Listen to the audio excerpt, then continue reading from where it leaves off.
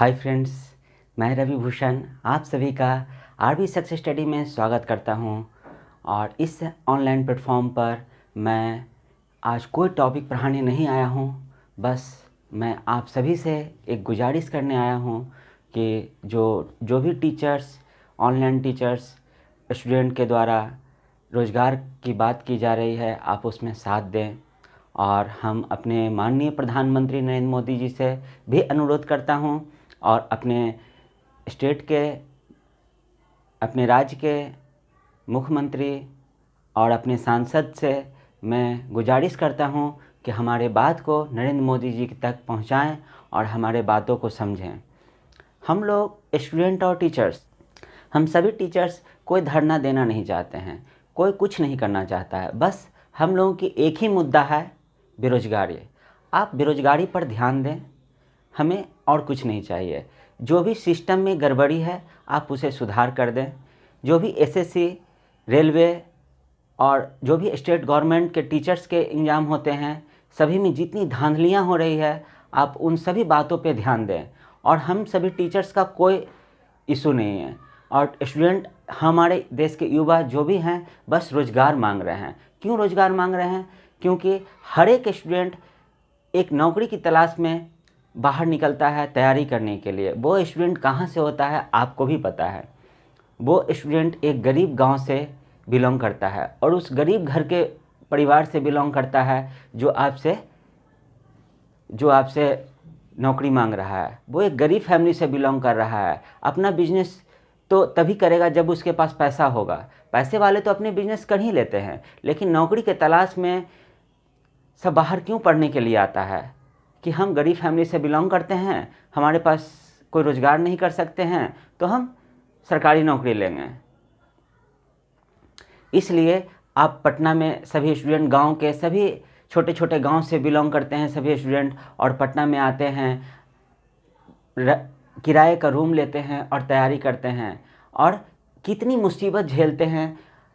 3 time खाना भी नसीब नहीं होता है। वो जो खाना भी नसीब होता है, जो आप जान सकते हैं एक स्टूडेंट की दर्द को। क्या खाना खाता है स्टूडेंट? खुद सारे काम करता है, न सोने का बिछावन होता है, न पढ़ने का किताब होता है, और न खाने के लिए पेट में अनाज होता है। तो भी स्टूडेंट आता है बाहर से। किस लिए आता है?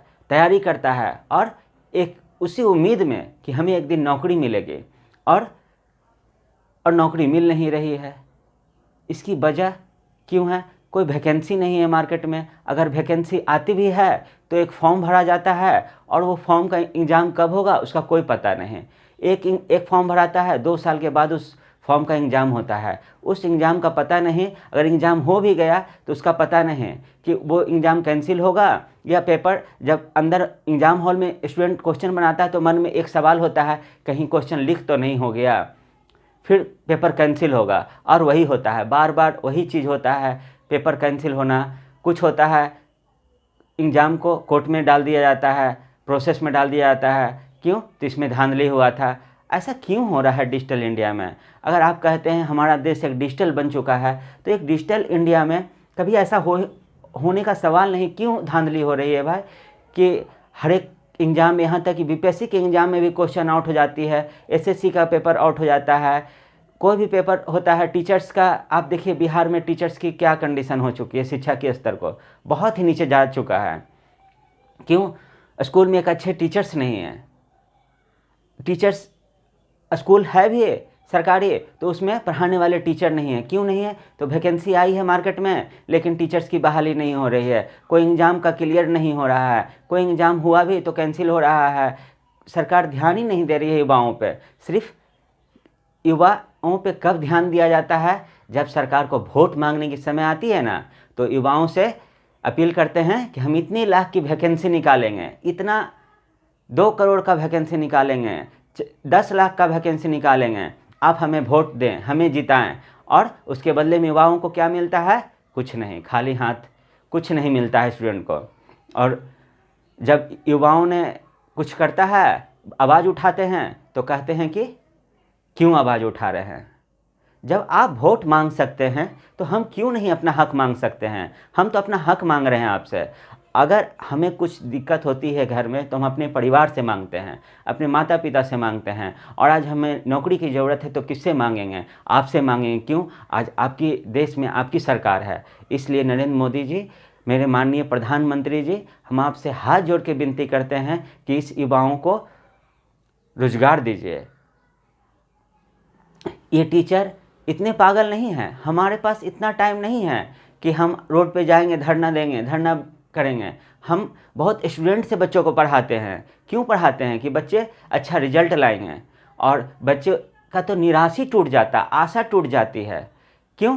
सर एग्ज़ाम तो होगा नहीं, एग्ज़ाम होगा भी तो कैंसिल हो जाता है, अच्छा से रिजल्ट नहीं आता है। कोई बच्चा अधिक नंबर भी ले आता है आज के डेट में, तो आरक्षण की तो बात ही दूर, हम आरक्षण को मानते ही नहीं हैं, इसलिए हम आरक्षण के मुद्दा पे बात नहीं करेंगे।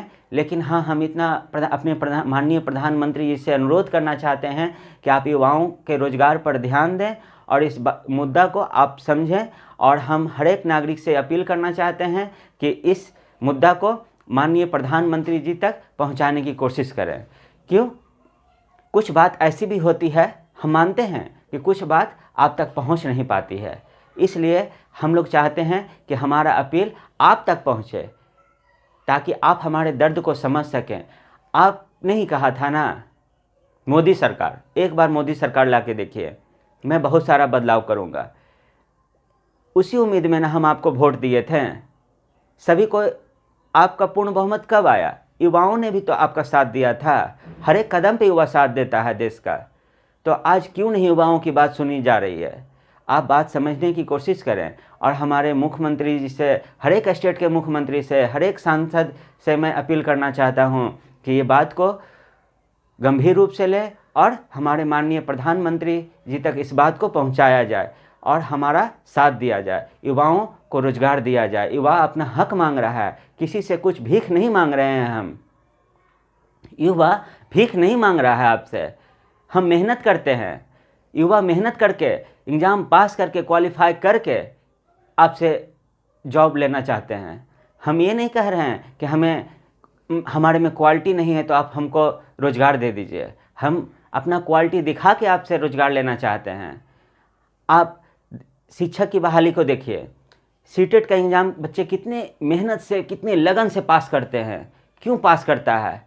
कि हमें केवीएस की जॉब मिलेगी, एनवीएस की जॉब मिलेगी और मैं एक अच्छा जीवन जी सकूंगा। क्यों? मैं गरीब फैमिली से बिलोंग करता हूं और मालूम चलता है ना केवीएस का वैकेंसी है मार्केट में, ना नवोदय की वैकेंसी है।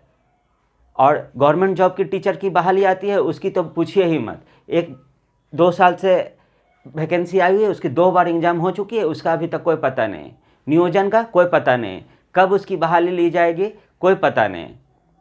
बस सिर्फ युवाओं को तब याद किया जाता है जब वोट मांगने की समय आती है। हर एक नेता युवा ही ढूंढते हैं। और दूसरा पॉइंट क्या करते हैं?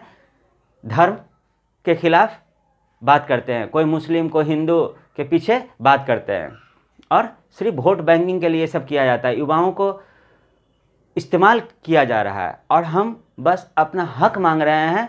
हम बस आपसे इतना अपील कर रहे हैं, आप रोजगार पे ध्यान दें और सिस्टम पे ध्यान दें, खास करके सिस्टम को चेंज करें।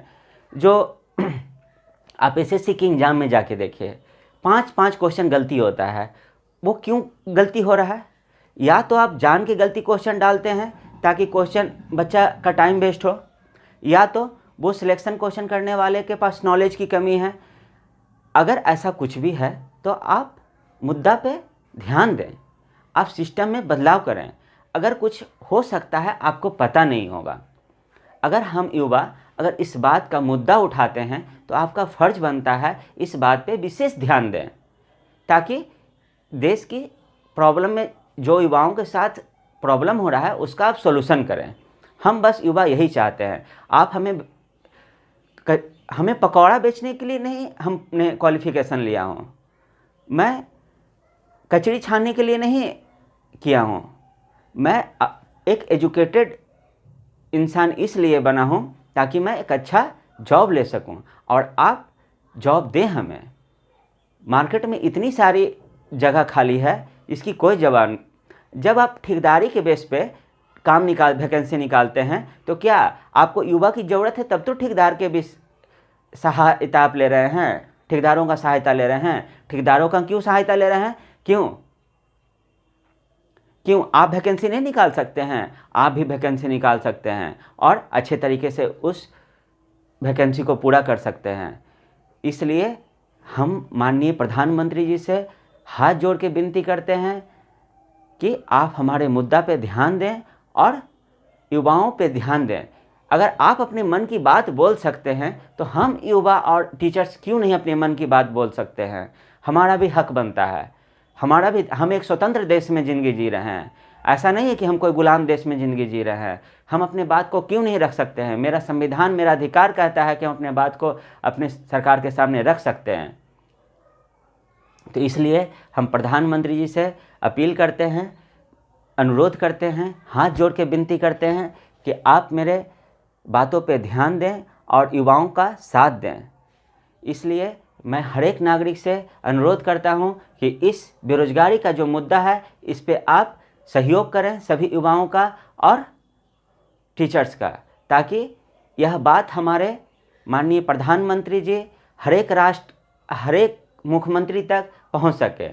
और हम सभी सांसद से भी अपील करते हैं जो हमारे क्षेत्र से जीत के गए हैं। वो एक दिन आए थे हमारे क्षेत्र में वोट मांगने के लिए और युवाओं से बहुत सारी वादा करके गए थे। क्यों आप हमारे क्षेत्र से सांसद बने, आप हमारे क्षेत्र से विधायक बने, क्यों आप युवाओं का बात नहीं सुन सकते हैं? आप सुन सकते हैं, आप हमारी बात को संसद में रख सकते हैं, आप हर एक कानून बना सकते हैं। क्या युवाओं के लिए कोई कानून नहीं बन सकता है? युवाओं के शिक्षा के लिए कोई कानून नहीं बन सकता है? युवाओं के जो वैकेंसी आ रही है, क्या उस वैकेंसी में सुधार नहीं की जा सकती है? सब कुछ की जा सकती है, लेकिन आप सभी ध्यान नहीं दे रहे हैं। युवाओं पे विशेष करके ध्यान दें और हमारे बातों को गंभीर रूप में लें और इस मुद्दा का हल निकालें। जो भी परेशानियां हो रही है युवाओं के साथ, आप उसका सॉल्यूशन करें। खास करके हम अपने देश के चौथे पिलर मीडिया से भी अनुरोध करते हैं कि आप इस बात पे विशेष ध्यान दें और हमारी बात को पहुंचाएं माननीय प्रधानमंत्री तक। इसलिए मैं आप सभी का अनुरोध करता हूं, आप सभी से, कि युवाओं का साथ दें और हम इससे ज़्यादा कुछ नहीं कर सकते हैं। हम अपने शब्दों को यहीं पर विराम दे रहे हैं।